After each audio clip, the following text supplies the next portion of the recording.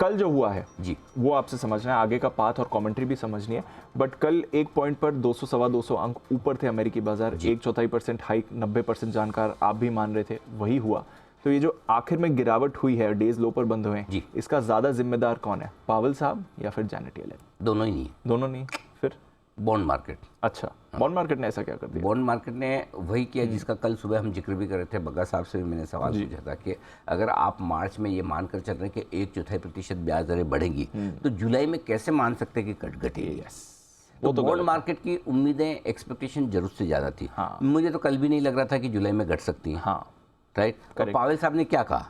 Pavel साहब ने यही तो कहा कि हम इस साल नहीं घटाएंगे। तो अभी तो बढ़ाइए, एक और बढ़त की गुंजाइश से आप इनकार नहीं कर सकते, तो आप कैसे जुलाई में घटने की उम्मीद कर सकते? अरे भाई, बढ़ना रोकेंगे, थोड़ा इंतजार करेंगे, पोज करेंगे, यही काम है कि हर मीटिंग में कुछ ना कुछ करना ही है। एग्जैक्टली, है ना? मतलब या तो बढ़ाना है या घटाना, ऐसा नहीं हो सकता। ऐसा नहीं हो सकता। सो आई थिंक बॉन्ड मार्केट थोड़ी और एक्सपेक्टेशंस के साथ था कि भाई ब्याज दरें। अच्छा, एक और चीज, बॉन्ड मार्केट और एक्सपेक्टेशन से ज्यादा मैं कहूँगा कंफ्यूज्ड है, उनका कंफ्यूज है। करेक्ट। जहाँ एक और अभी मान रहे थे वो कि ब्याज दरें बढ़ेंगे, 2 महीने 3 महीने बाद आप मान रहे हो, अच्छा चलो मान लिया कि अब 2-3 महीने बाद नहीं घटेगी, साल भर तक नहीं, इस साल नहीं घटेगी, ठीक है, 9 महीने का गया आपका, ठीक है, एक रेट हाइक और है, ये भी उन्होंने साफ साफ खुले खुले कह दिया जी। तो फिर बॉन्ड यील्ड घटी क्यों? एग्जैक्टली। आपकी बॉन्ड यील्ड 10 साल वाली भी घट गई, 2 साल वाली भी घट गई। भाई कहना क्या चाहते हो? एग्जैक्टली, करना क्या चाहते हो? तो आई थिंक सारा कंफ्यूजन बॉन्ड मार्केट का फैलाया हुआ है ना। उस बॉन्ड मार्केट के कंफ्यूजन में अति उत्साहित लोग जो पिछले 2-3 दिनों से अमेरिका में थोड़ी सी मजबूती देख रहे थे, इस उम्मीद में कि भाई चलो जुलाई के आसपास या थोड़ा कहीं कहीं संकेत, फेड कभी बोलेगा ही नहीं कि मैं इस दिन से घटाने वाला हूं। कब तक नहीं घटाऊंगा ये बता देगा, कब से घटाऊंगा ये नहीं कहेगा। डेटा डिपेंडेंट, डेटा है ना। सो आई थिंक थोड़ी सी एक्सपेक्टेशन बॉन्ड मार्केट की जरूरत से ज़्यादा थी। और उसके अलावा फिर फेड की तरफ से जो आई बात की एक हाइक और हो सकता है। सो अब उनको आप किसी को भी दोष देना, देखो एक सिंपल सा काम तो ये दीप, अगर मेरा एनालिसिस अच्छा नहीं होता ना किसी भी दिन, तो उसके लिए जिम्मेदार मैं नहीं, आप है। मैं हूँ। हाँ, मैंने क्या कर दिया? तो आप सवाल अच्छा नहीं पूछते तो मेरा एनालिसिस खराब हो जाता है। हाँ, वो है ना। अगर मैं ये सोचने लगूं जिस दिन, तो फिर मेरा एनालिसिस कभी अच्छा होगा ही नहीं और खराब का खराब ही रहेगा। इसी तरह से अगर आप ये कहें कि भाई जेरेमी पावेल साहब जिम्मेदार है या जैनेट येलेन जिम्मेदार है, तो वो कैसे हैं? वो तो वही कर रहे हैं, वही कह रहे हैं जो उन्हें करना है। अगर बॉन्ड मार्केट अपनी पोजीशनिंग गलत करके बैठा है, जो कि साफ दिख रहा है, दिख सबको रहा है, लेकिन एक्सेप्ट नहीं करना, मतलब गलती हमारी है लेकिन एक्सेप्ट नहीं करना, यही हुआ है। इस वजह से कल अमेरिकी बाजारों में गिरावट आई। और ये गिरावट है ना, एक क्या कहना चाहिए कि फंडामेंटल गिरावट से ज़्यादा ये टेक्निकल एडजस्टमेंट और करेक्शन है। इसलिए मैं बहुत ज़्यादा चिंतित नहीं हूँ। चिंतित नहीं, बिल्कुल भी नहीं। अच्छा, हाँ, मैं तो सोचा था कि 500-700 पॉइंट ऊपर से 600-650 गिरा है, 500 पॉइंट डाउन नीचे बंद हुआ है। मज़ा आएगा, आज एक गैप डाउन मिलेगी तो ट्रेडिंग रेंज के हायर एंड से जब नीचे आएंगे तो एक मौका बढ़िया मिलेगा खरीदारी का। एनीवे, उस पर हम विस्तार से आगे चर्चा करेंगे, लेकिन अमेरिकी बाजारों की गिरावट के पीछे बॉन्ड मार्केट का एडजस्टमेंट पहली चीज़ तो ये। अब आइए जिसका भी विश्लेषण करना है, बताइए। पावेल साहब का, पहले पावेल साहब का करते हैं, फिर पावेल साहब का स्टेटमेंट बिल्कुल परफेक्ट है। हल्की सी हॉकिश कमेंट्री वही चाहिए थी। उन्हें और कॉन्फिडेंट होकर बोलना भी नहीं चाहिए, और नहीं उन्हें 1-2 बैंक हिल गए तो उसकी वजह से डरना चाहिए। अगर उनमें दम है कि वो बैंकिंग सिस्टम को संभाल सकते हैं, उतना काफ़ी है। सो आई थिंक पावेल साहब की तरफ से कुछ भी ऐसा नहीं हुआ जिससे बाजारों का मूड खराब होना चाहिए। अच्छा, तो पावेल साहब ने बाजार का मूड मुझे नहीं लगता। पर ये दो चीजें कि एक तो कहा कि और बढ़ सकती है, ठीक है, दूसरा कहा कि इस साल रेट कट नहीं है। तो इस साल रेट कट नहीं होना चाहिए, ये तो खैर ठीक है, ये ज़्यादा आप अक्टूबर से दिसंबर में मान सकते थे कि होगा नहीं होगा। लेकिन मुझे एक चीज बताओ, फॉर एग्जाम्पल दीप, अगर 4% महंगाई आ जाती है अगले 2-3 महीनों में, ठीक है, तो क्या पावेल साहब जून जुलाई में आके नहीं बोल सकते कि मैं दिसंबर में काट भी सकता हूँ? हाँ, हो सकता है। उन्होंने ऐसा थोड़ी बोल दिया जो मैंने बोल दिया पत्थर की लकीर आगे बदलूंगा नहीं। हो सकता है, यस, है ना। यस। तो पहली बार पावेल साहब, पहली बार तो नहीं कहूँगा कि कम बार ऐसा होता है कि पावेल साहब बाजार की उम्मीदों के विपरीत बोलते हैं। तो जुलाई के रेट कट के विपरीत उन्होंने कहा कि मैं दिसंबर तक काटूँ। तो बाजार की प्रॉब्लम क्या है, उन्हें अपने अगेंस्ट सुनना नहीं है। ये हाँ, सही बात तो सब लोगों ने अगर मन बना रखा है कि हम जुलाई में उनको काटनी चाहिए, तो मीटिंग के बाद बोलना चाहिए कि जुलाई में काटूंगा। क्यों भाई? पावेल साहब आपकी नौकरी थोड़ी कर रहे हैं, करेक्ट है ना। तो जो उन्हें ठीक लगता है वो करेंगे। तो मेरे ख्याल से दीप ऐसी कोई खास समस्या वाली बात है। हाँ, एक हाइक और इसको लेकर क्वेश्चन मार्क हो सकता है कि एक और हाइक आनी है तो फिर इसका मतलब क्या, बैंकिंग सिस्टम का क्या। तो आपको हमको बैंकिंग सिस्टम की पड़ी है कि भाई 1/4% अभी बढ़ा दी, 1/4% आप और बढ़ाओगे, बैंकिंग सिस्टम हिल जाएगा। तो क्या ये पावेल साहब को नहीं पता? और जितना डर या जितनी जिम्मेदारी हमारी है बैंकिंग सिस्टम को संभालने की, उनसे ज्यादा तो उनकी है। Right, correct. पैसा उनको डालना है, बैंकों को उनको बचाना है, बफेट साहब को उनको आगे करना है, बड़े बैंकों को उनको आगे करना है। करेक्ट। तो इतना तो उनको समझ है ना, तभी उस कुर्सी पे बैठे हैं। exactly. तो अगर वो सब पूरे माहौल को देखकर भी ये कह रहे हैं कि नहीं 1/4% बढ़ाने की जरूरत है, दिसंबर तक नहीं काटूंगा, तो वो सही कर रहे हैं। अच्छा। वो गलत नहीं कर रहे हैं। Okay. मुझे अगर वो डॉविश स्टेटमेंट देते, ज्यादा पॉजिटिव बोलते तो तकलीफ होती।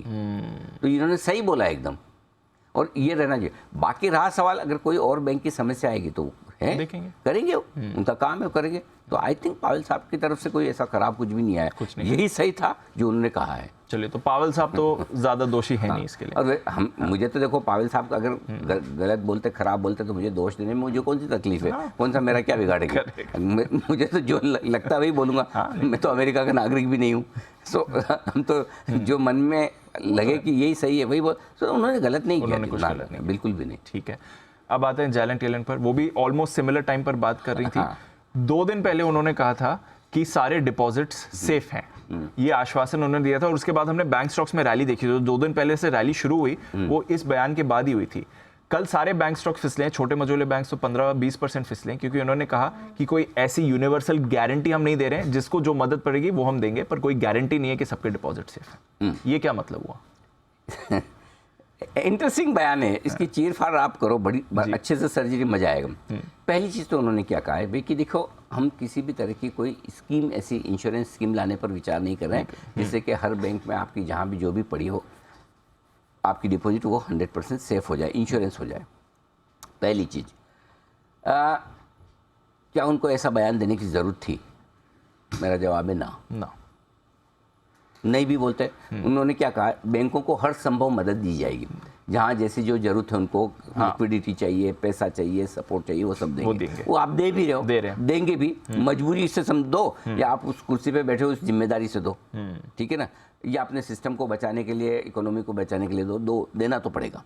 तो जब आपको देना ही तो बोलना क्यों?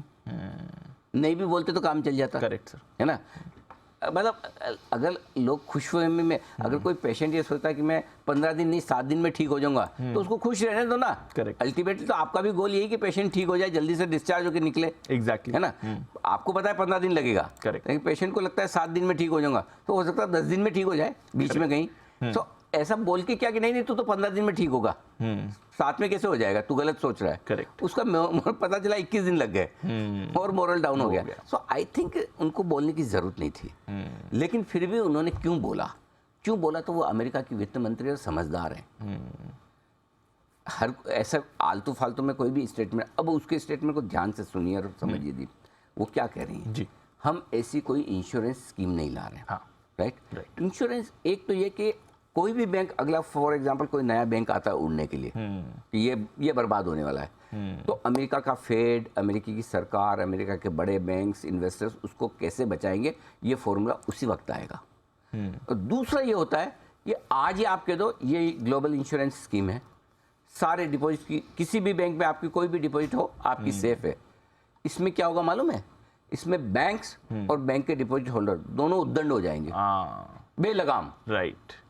क्या होगा, बैंक वाले बोलेंगे ठीक है यार, मेरी डिपॉजिट तो सेव कर दी, अब मैं तो जो करना है कर लो, जो करना है करो, मैं उड़ूंगा नहीं, समझ गया, या उड़ूंगा तो भी मतलब मेरी इज्जत नहीं जाएगी। डिपॉजिट होल्डर क्या करेगा, अगर समझो मैं एक डिपॉजिट होल्डर हूँ अमेरिका का, और मुझे ये भरोसा हो जाए कि भाई मेरी डिपॉजिट सेफ है, तो मैं सबसे कमजोर बैंक में जाके डिपॉजिट डालूंगा, जहां मुझे ब्याज दर हाईएस्ट मिलती है। तो अच्छे बैंक से खराब बैंक में पैसा आपका जाएगा, ये डर रहना चाहिए। अच्छे बैंक में पैसा आने का एक डर रहना चाहिए, खराब बैंक में पैसा कम से कम जाए, न जाए, या रिस्क की समझ के साथ जाए, ये रहना चाहिए। इसलिए उनका बयान भी सही है। ये इंटरेस्टिंग एनालिसिस दिया साहब ने। वो ऐसा इंटेंट समझनी चाहिए, इंटेंट समझिए। स्कीम नहीं लाएंगे, जरूरत पड़ने पर बचाएंगे। 4 बैंक बचा सकते हैं, 400 नहीं, 800 नहीं, यही जेनेट एलन ने कहा है, और बिल्कुल सही कहा है, परफेक्ट कहा है। इसलिए कल अमेरिका में कुछ भी खराब नहीं हुआ है। तो मार्केट एक्शन मत देखिए, जो कह रहे हैं वो मार्केट सुनिए। अपनी जगह देखिए, हाँ, वो मार्केट में समझ तो गया। 50 चीज़ें होती है, पोजिशनिंग होती है अपनी अपनी, सारे आप इवेंट के पहले मजबूत गए हैं, कमज़ोर गए हैं, Yes. वो सारी अपनी जगह हैं। मार्केट अपनी, मार्केट तो रोज़ ऊपर नीचे होता है, ऐसी मीटिंग है और ऐसे बयान रोज़ नहीं आते ना। So I think all is well in America. ठीक है सर। कल के हिसाब से होगा, कल के फ्यूचर हिसाब नहीं, से, कल हाँ। का। तो जो कमेंट्री थी वो तो बिल्कुल। टेंशन और इस बीच में हम अच्छी चीज़ों को तो इग्नोर ही कर रहे हैं। हाँ। आपका डॉलर इंडेक्स 102 पर आ 102 आ गया, गया, डॉलर का कमज़ोर होना बहुत अच्छी बात है। दूसरी बात, आपका बॉन्ड यील्ड्स देखिए घट कर आ रहे हैं। अगर आपको इतना ही डर है भाई साहब कि इस साल ब्याज दर नहीं घटे, तो क्यों बढ़ाओ 25-25 बेसिस पॉइंट, करेक्ट, बढ़ के आने चाहिए बॉन्ड यील्ड, Correct. घट के क्यों आ रहे हैं? Exactly. So, बॉन्ड मार्केट ने मन मन में समझ लिया कि जो फेड कह रहा है सही कह रहा है, हम ही थोड़े अति उत्साहित होकर कूद रहे हैं कि जल्दी कर दो, अभी कर दो, बात तुम्हारे हिसाब से थोड़ी चलेगा भाई। सो आई थिंक बॉन्ड मार्केट का अब जो रिएक्शन आया ना, अब ये सही रिएक्शन है कि वो ब्याज दरों को अब आगे मान कर चल रहे हैं कि घटेंगी। नहीं तो इस मीटिंग के बाद ऐसा तो कुछ भी नहीं हुआ जिससे आप माने कि ब्याज दरें घटेंगी, और जल्दी नहीं घटे। सो आई थिंक बहुत परफेक्ट पॉलिसी है, बहुत परफेक्ट स्टेटमेंट है, सेट एकदम।